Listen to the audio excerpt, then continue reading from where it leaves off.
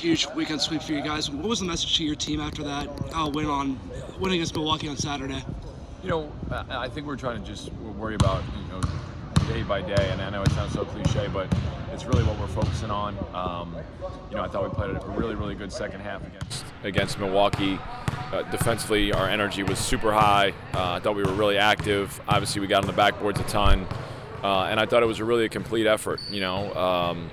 And that's what you want to continue to build on. I think all year long we've been preaching about trying to be able to play 40 minutes.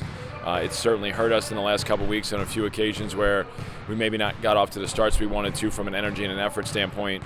But last weekend I thought we played as close to 80 full minutes of basketball as we've played all year long, and we got to figure out a way to bottle that and continue doing it. Obviously, Milwaukee has been very successful this year. They were second in the conference.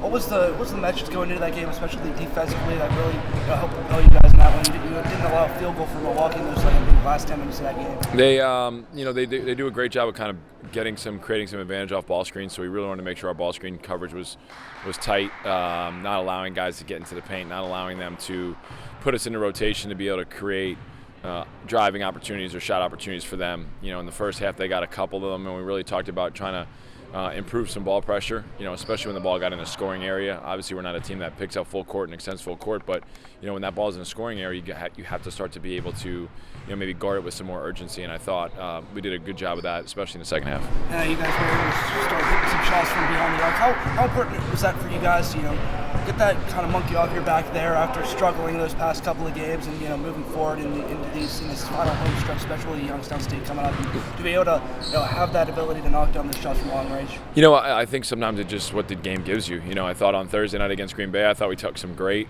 threes that didn't go in the basket. We had 21 threes on Thursday night. I don't really remember any of them being poor threes.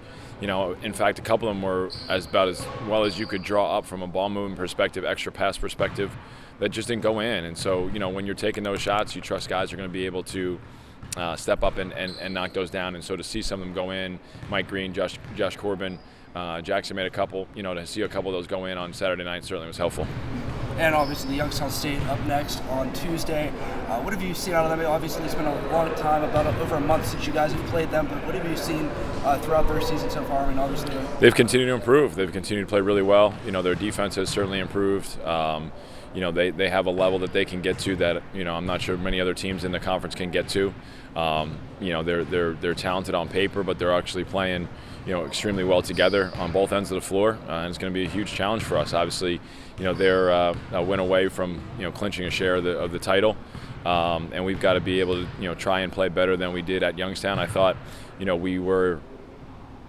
we had some success early in the game by defending, and then we just kind of lost our way a little bit, and credit Youngstown for the pressure that they applied to us in that game. They consistently try to disrupt our offensive flow, and then they're always on the attack on their offensive side. So we've got to be ready to, again, play for 40 minutes, and we know that the challenge is going to be a big one, and we've got to prepare well today.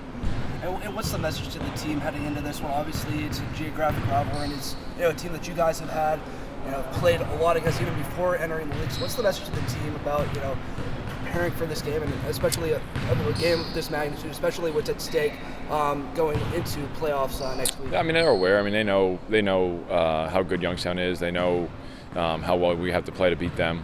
And it doesn't take much this time of the year.